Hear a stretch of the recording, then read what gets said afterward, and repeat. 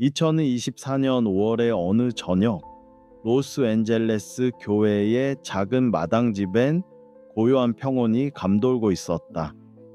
김도현 씨는 아내 박지연 씨, 딸 리아와 함께 오랜만에 정갈한 저녁 식사를 즐기고 있었다. 은은한 주황빛 조명이 식탁을 감싸고 부드러운 클래식 음악이 스피커에서 흘러나왔다. 도현 씨는 미국에서 은행 부지점장으로 20년 넘게 근무해온 과묵한 성격의 가장이었고, 그의 옆엔 늘 따뜻하고 세심한 지연 씨가 있었다. 이날 식탁엔 특별한 이유가 있었다. 바로 다음 날 딸 리아의 약혼자 제이슨 리의 가족과의 상견례가 예정되어 있었기 때문이다. 리아야, 내일 입을 원피스는 다 다림질 해뒀어?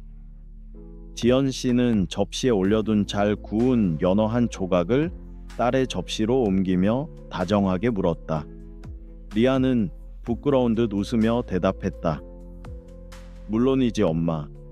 어제 미리 준비해놨어. 첫 인상 중요하잖아.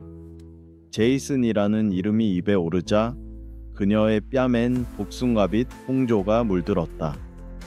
1년 전 리아가 조심스럽게 아빠 소개해 드릴 사람이 있어요 라고 말했을 때만 해도 도연 씨는 속으로 긴장하지 않을 수 없었다. 미국 시민권을 가진 딸이 사랑에 빠졌다고 한 남자, 그는 과연 믿을 수 있는 사람일까? 그러나 제이슨은 모든 면에서 완벽했다. 하버드 MBA, 투자 컨설팅 회사의 수석 애널리스트, 공손한 말투와 성실한 인상까지 무엇보다 리아를 진심으로 아끼는 눈빛이 인상적이었다. 도현 씨조차 이런 남자라면 이라는 생각이 들 정도였다. 그 순간은 식탁 아래로 따뜻한 무언가가 다가왔다. 도현 씨의 다리에 얼굴을 기대온 존재는 이 집의 또 다른 가족인 진돗개 청구였다. 청구는 7년 전 LA 근교 보호소에서 도현 씨가 입양해온 백색 진돗개였다. 당시만 해도 말라붙은 몸과 겁먹은 눈빛으로 아무도 가까이 오길 허락하지 않았던 녀석이지만 지금은 누구보다 충직하고 순한 가족의 일원도 되었다. 청구야, 너도 내일 중요한 날인 거 알아? 내 누나 인생이 바뀌는 날이란다. 도현 씨가 청구의 등을 천천히 쓰다듬자 청구는 낮게 소리를 내며 꼬리를 흔들었다. 그 모습을 본 지연 씨는 웃으며 말했다. 얘 좀 봐. 꼭 사람 말 다 알아듣는 것 같지 않아? 그러게 말이야. 청구도 이제 다 컸네. 평온한 웃음이 거실을 채웠다. 내일의 상견례는 분명 순조롭게 흘러갈 것이라 믿어 의심치 않았다. 그러나 아무도 몰랐다. 진짜 청구의 역할이 그 다음 날 모든 것을 바꾸게 될 줄은. 다음 날 오후 LA 다운타운의 고급 한식당 백담헌의 프라이빗 룸. 차분한 조명과 정갈한 인테리어, 그리고 창밖으로 새우며드는 햇살까지. 분위기는 더없이 완벽했다. 김도현 씨 가족은 약속 시간보다 10분 먼저 도착해 있었다. 리아는 긴장한 듯 하지만 단정하게 드레스 차림을 하고 있었고, 지연 씨는 손에 조심스럽게 포장된 선물을 들고 있었다. 잠시 후 문이 열리고 제이슨과 그의 부모가 들어섰다. 아버님, 어머님, 안녕하세요.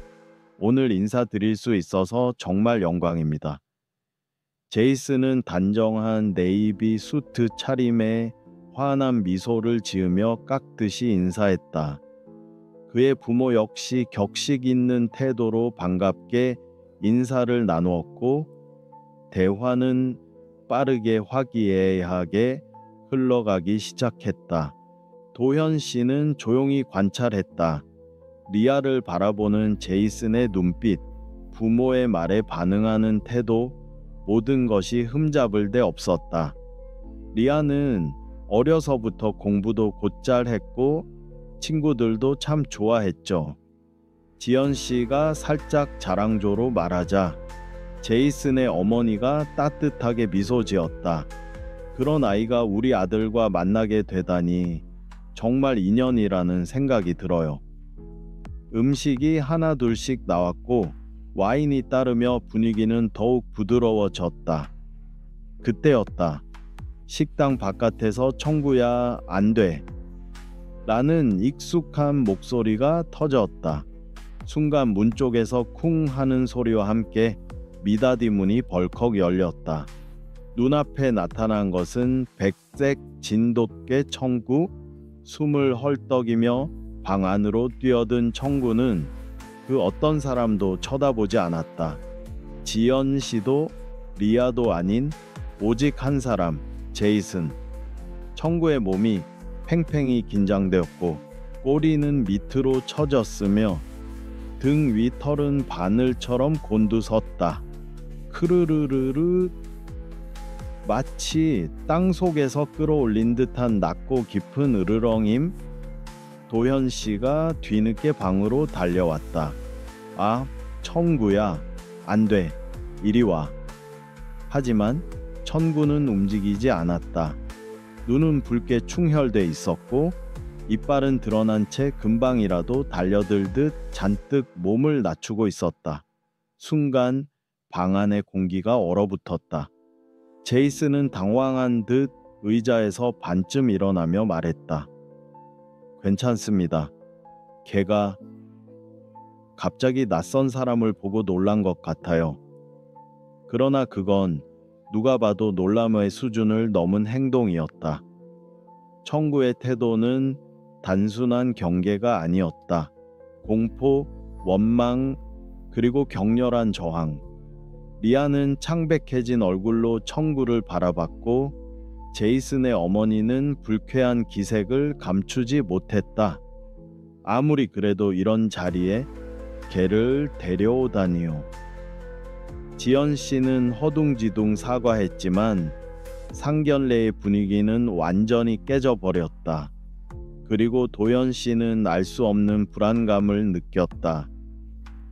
왜 청구는 평생 한 번도 보인 적 없는 그런 반응을 제이슨에게만 보였을까? 그는 청구를 조심스레 안고 방을 나섰다. 청구는 마지막까지 제이슨에게서 눈을 떼지 않았다. 마치 오래전의 기억을 다시 마주한 듯. 집으로 돌아오는 차 안. 차 안은 이상하리만큼 조용했다. 리아는 뒷좌석에서 고개를 푹 숙인 채 말이 없었고 지연 씨는 옆에서 정말 민망한 일이었어. 어떻게 그런 일이? 라며 중얼거리기만 했다. 운전대를 잡은 도연 씨는 백미러로 청구를 힐끔 쳐다봤다. 조수석 바닥에 얌전히 엎드려 있는 청구는 고개를 들지 않았다. 하지만 도연 씨는 느낄 수 있었다. 청구의 몸이 미세하게 떨리고 있다는 것. 7년 전 보호소에서 처음 청구를 만났던 날이 떠올랐다. 사람만 보면 뒷걸음질 치던 눈빛, 손을 내밀기만 해도 벌벌 떨던 몸. 그날 이후 긴 시간 동안 청구는 점차 가족을 신뢰하게 되었고 지금은 누구보다 온순하고 믿음직한 존재가 되었다. 그런 청구가 그 누구도 아닌 제이슨에게 그런 반응을 보이다니.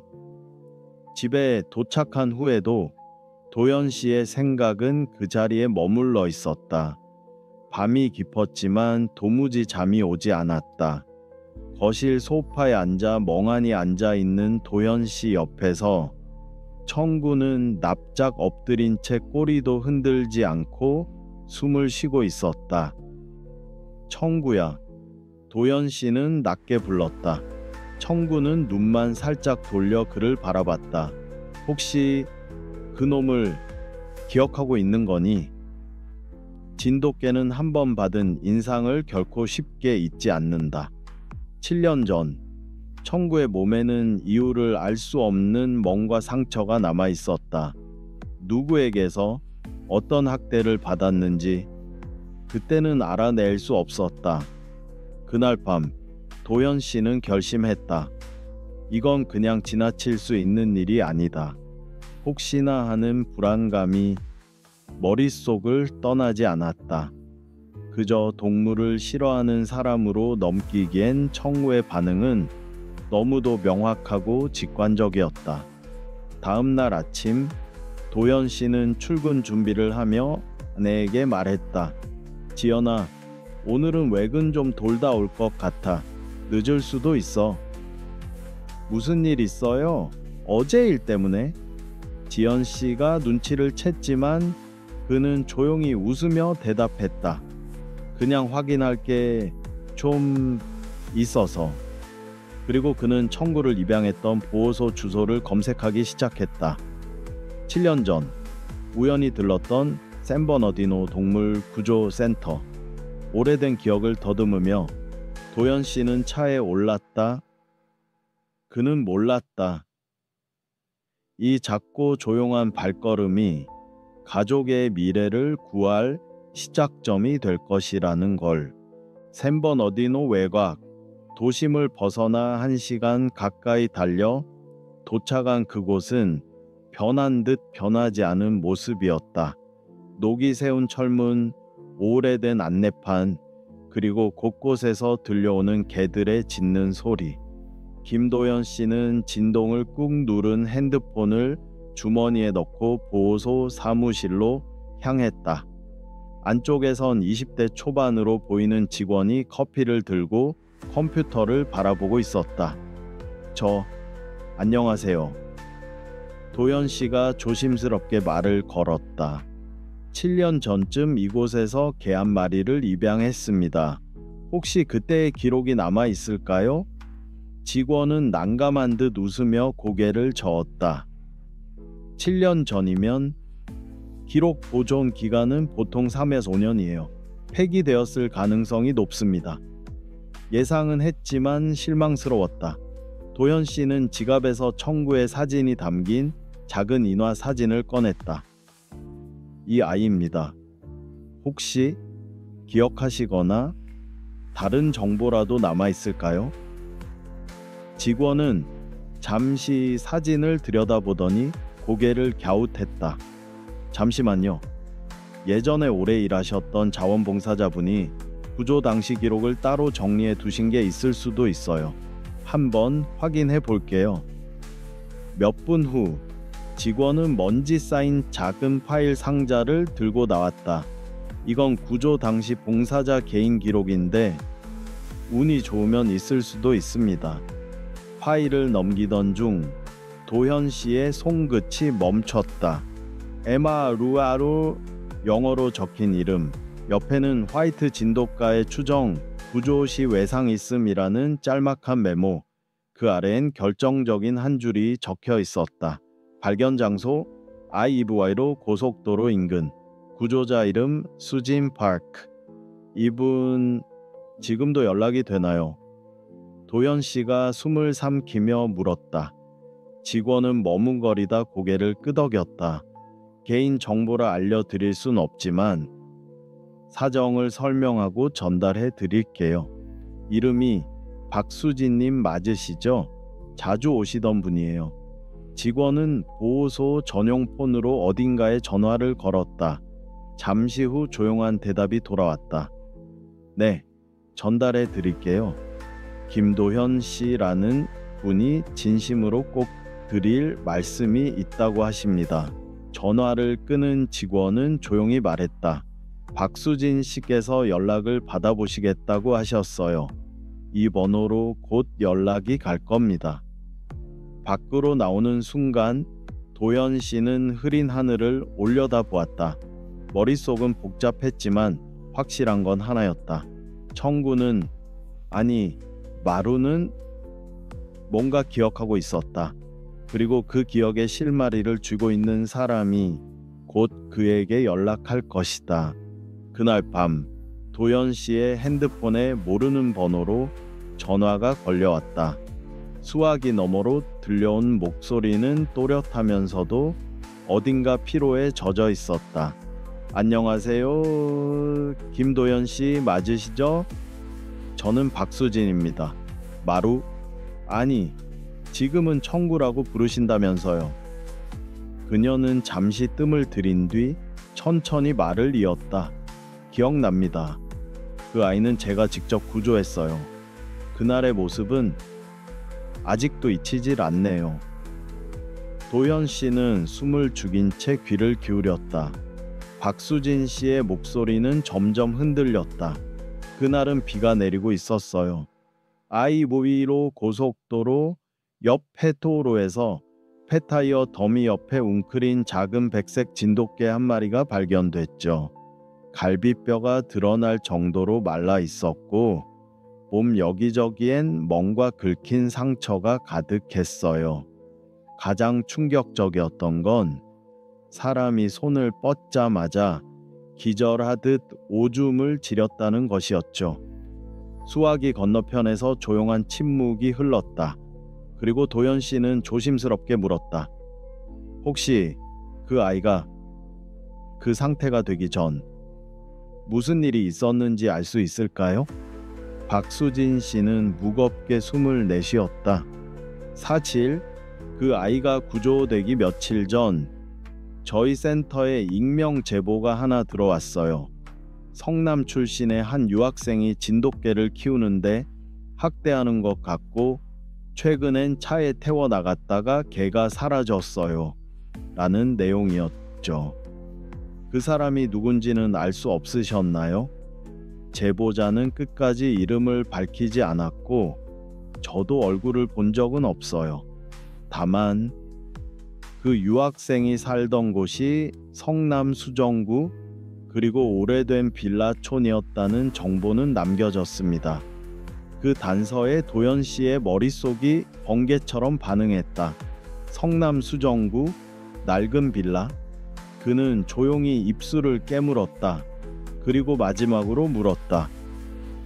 혹시 그 개의 이전 이름 직접 들으신 적 있으세요? 박수진 씨는 망설이다가 작게 대답했다. 마루. 누군가 현장에서 부르던 걸 들었어요. 아이가 그 이름엔 반응하더라고요. 통화는 그렇게 끝났지만 도현 씨의 마음은 요동치고 있었다. 청구가 아니 마루가 제이슨과 만났을 때 보였던 그 극단적인 반응, 그건 단순한 반감이 아니었다. 기억이었다. 그리고 두려움이었다. 이제 퍼즐은 맞춰지고 있었다. 단 하나, 마지막 조각을 제외하고 그 성남의 빌라촌에서 마루를 키웠던 그 남자, 그 사람이 바로 제이슨이었는지 확인이 필요했다. 그리고 그 확인은 가장 위험한 감정, 딸의 사랑을 거쳐야만 가능했다. 주말 새벽, 김도현 씨는 거짓말을 했다. 산책 좀 하다 올게. 그 말만 남긴 채 그는 등산복 대신 평상복을 챙겨 입고 차를 몰았다. 목적지는 박수진 씨가 남겨준 성남 수정구의 오래된 빌라촌. 7년이란 세월이 흘렀지만 재개발에서 밀려난 그 동네는 시간이 멈춘 듯 그대로였다. 낡은 간판, 페인트 벗겨진 외벽, 곳곳에 쌓인 폐지 더미. 어디서부터 시작하지? 막막한 마음으로 골목을 걷던 도현 씨는 동네 한 구석에서 작은 슈퍼를 발견했다. 낡은 간판엔 희미하게 대성 슈퍼라고 적혀 있었다. 카운터에 앉아있던 백발의 할머니에게 도현 씨는 음료수를 하나 사며 조심스레 말을 걸었다. 할머니, 혹시 이 동네에 7년 전쯤 하얀 진돗개 키우던 청년 기억나세요? 할머니는 한참을 생각하더니 조용히 무릎을 쳤다. 그 싸가지 없는 놈 말이지? 기억나고 말고. 도현 씨의 심장이 쿵 내려앉았다. 하얀 개를 키웠는데 말이야. 어찌나 험하게 다루던지 동네 사람들이 다 수군댔지.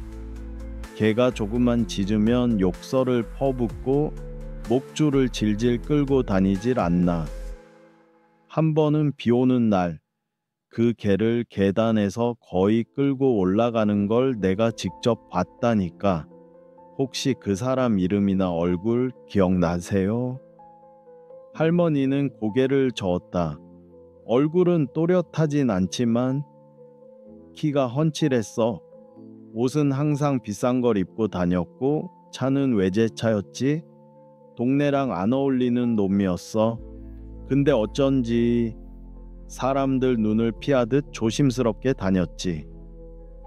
그 묘사는 누가 봐도 한 사람을 떠올리게 했다. 제이슨 리. 리아가 사랑하고 있는, 그리고 상견례 자리에서 청구가 본능적으로 두려워한 바로 그 남자. 도연 씨는 숨을 깊이 들이켰다. 단순한 짐작이 현실로 바뀌는 순간이었다. 그날 저녁 집으로 돌아온 도연 씨는 아무 말도 하지 못했다. 리아는 제이슨과 통화하며 밝은 표정이었고 지연 씨는 천구에게 저녁밥을 챙겨주고 있었다. 그러나 그 웃음과 따스함 속에서 단 하나의 그림자가 모든 걸 위태롭게 뒤흔들고 있었다. 며칠 후 저녁 도현 씨는 조카인 윤재를 조용히 불러냈다. 윤재는 국내 보안 업체에 근무 중인 디지털 포렌식 전문가로 도현 씨가 가장 신뢰하는 가족 중 한 명이었다. 삼촌, 무슨 일이세요? 얼굴이 많이 안 좋아요. 식사를 마친 후 도현 씨는 머뭇거리다 조용히 입을 열었다. 윤재야, 내가 딸아이 예비 사위에 대해 조금 알아보고 싶은 게 있다. 법적으로 문제가 되지 않는 선에서 과거 온라인 활동이나 거주지 기록 같은 걸 좀. 윤재는 도연 씨의 눈빛에서 단순한 관심이 아닌 절박함을 읽었다. 삼촌, 혹시 무슨 안 좋은 짐작 있으세요? 잠시 망설인 도연 씨는 결국 청구의 반응, 보호소 기록, 성남의 슈퍼 할머니의 증언까지 모두 털어놓았다. 윤재는 말없이 고개를 끄덕이며 노트북을 꺼냈다. 한번 찾아볼게요. 요즘은 사람들 대부분 SNS도 잘 관리하니까 흔적 찾기 어렵긴 해도 오래된 기록은 생각보다 잘 남아 있어요. 윤재는 제이슨 리의 이름, 생년월일, 학력, 거주 이력 등을 조합해 과거의 데이터 흔적을 추적하기 시작했다. 페이스북, 인스타그램, 링크드인 모두 완벽하게 관리된 이미지였다. 봉사활동 사진, 고급 레스토랑 리뷰, 연애 관련 포스팅조차 따뜻하고 감성적인 문장들로 포장돼 있었다. 너무 완벽하네요. 윤재가 중얼거렸다. 이건 오히려 수상한 수준이에요. 보통 사람은 실수나 실수 흔적이 조금씩이라도 남아 있거든요. 그는 다음으로 사람들이 잊은 플랫폼, 싸이월드 미니홈피와 오래된 블로그 게시글까지 추적하기 시작했다. 밤을 사운 작업 끝에 윤재는 마침내 하나의 낡은 MT 사진을 찾아냈다. 2017년 가을 성남 가평 MT 여러 대학생이 모여 웃고 있는 단체 사진. 그리고 그 끝자락 구석의 테이블 아래 한 남자와 그 발치에 묶인 백색 강아지 한 마리. 화질은 좋지 않았지만 진돗개의 쫑긋 선귀, 미간의 작은 검은 점, 겁먹은 눈빛은 청구? 아니, 마루와 똑같았다. 삼촌, 이 사진에 있는 게 그 녀석 맞죠? 윤재는 사진을 확대해 보이며 조심스럽게 물었다. 도연 씨는 입술을 꾹 다물었다. 맞았다. 제이슨은 과거 그 개를 분명히 키웠다.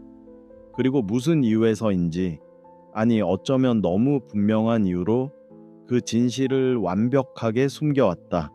사진 속에 제이슨은 웃고 있었고 그 발밑에 마루는 떨고 있었다. 이제 남은 것은 단 하나였다. 그 진실을 리아에게 직접 보여주는 일. 며칠 후 저녁, 김도연 씨는 조심스레 리아를 불렀다. 리아야, 아빠랑 잠깐 얘기 좀 하자. 응? 갑자기 왜? 리아는 웨딩 플래너와 통화하던 중이었지만 아버지의 진지한 표정을 보고는 핸드폰을 내려놓았다.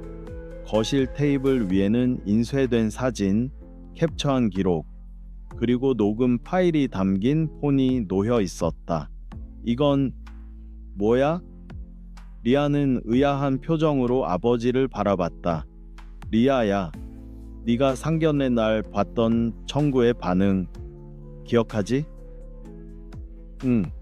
근데 그건 그냥 놀란 거였잖아. 오빠도 그렇게. 아니, 도연 씨는 조용히 고개를 저었다. 청구는 단순히 낯선 사람을 본 게 아니야. 그 남자를 기억한 거야. 리아의 표정이 굳었다. 그녀는 무언가 불길한 기운을 느꼈다. 도연 씨는 천천히 하나씩 자료를 펼쳐 보였다. 첫 번째는 성남 슈퍼 할머니의 증언을 바탕으로 정리된 요약. 두 번째는 박수진 씨가 말한 마루의 구조 기록. 세 번째는 2017년 제이슨과 어린 청구가 함께 찍힌 단체 사진. 그리고 마지막으로 윤재가 정리한 과거 SNS 활동 삭제 내역. 리아야, 아빠가 괜히 더 이걸 파헤친 게 아니야.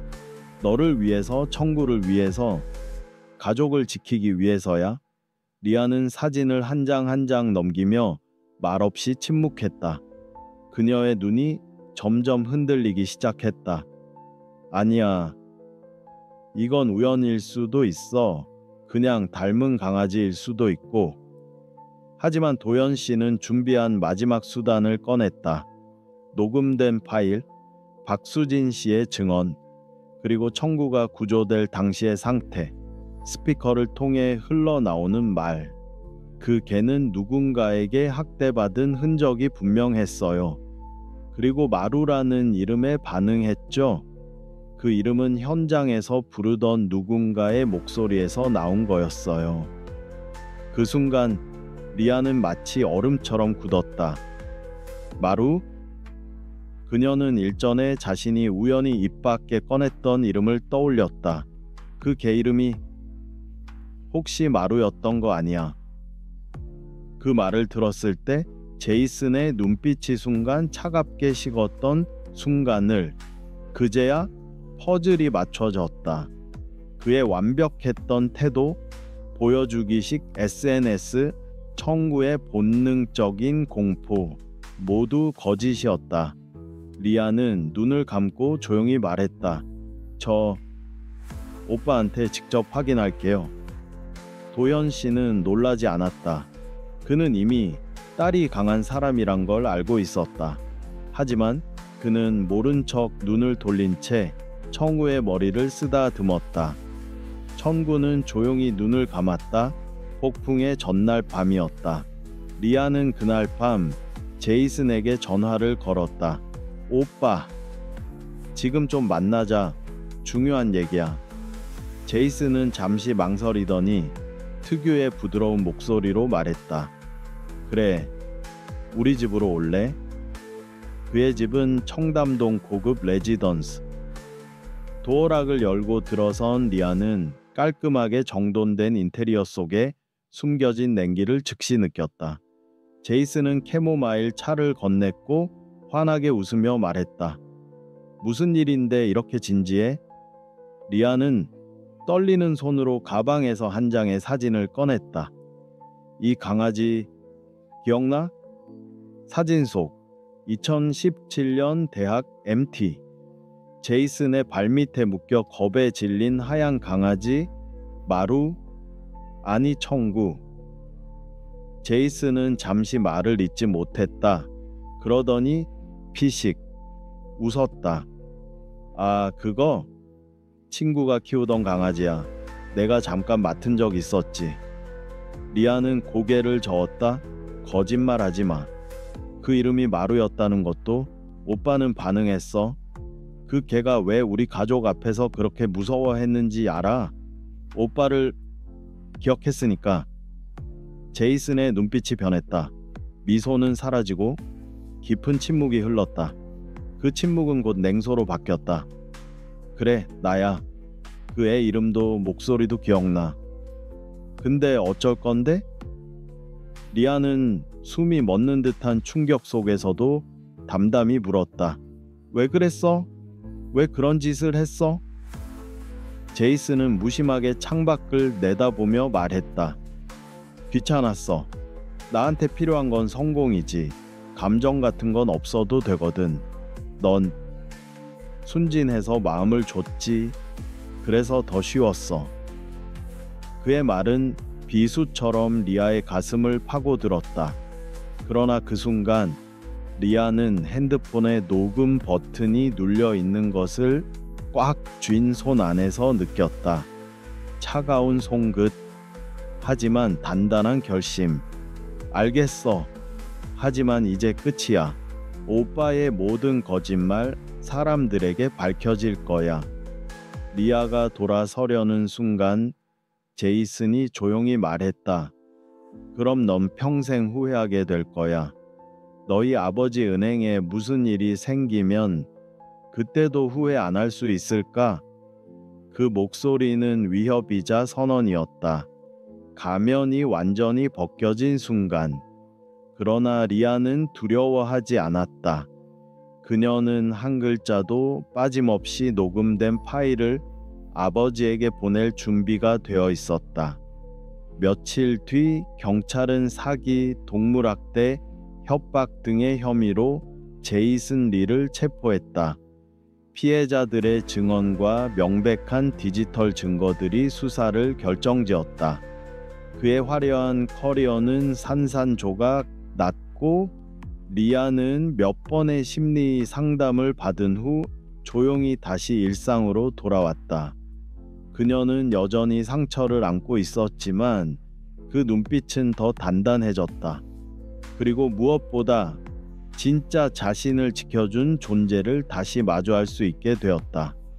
햇살 가득한 어느 봄날, 리아는 마당에서 청구의 털을 빗겨주며 조용히 말했다. 청구야, 그날 네가 아니었다면 난 영영 속았을 거야. 청구는 조용히 꼬리를 두어 번 흔들었다. 그 눈빛은 말하지 않아도 다 아는 듯 따뜻하게 빛나고 있었다. 그날 이후 리아의 가족은 더 단단해졌고 그 중심엔 아무 말도 하지 않았지만 가장 큰 진실을 지켜준 진돗개 청구가 있었다.